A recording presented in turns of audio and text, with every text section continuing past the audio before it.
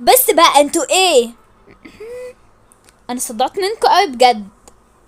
خير يا محمد، في ايه؟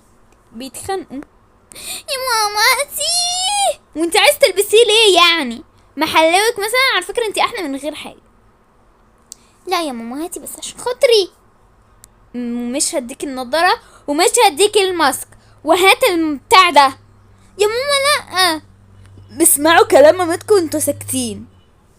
يا ماما انا ما حدش فيكم بيحبني على فكره. ايه الكلام ده؟ امسك يا محمد. هاتي. ايه يا جدعان ده؟ ايه؟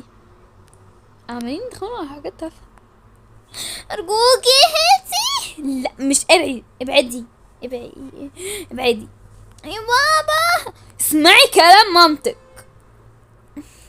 خلاص خدي النضاره يا ماما، حلال عليكي. وريني كده عليا. ايه القرف ده؟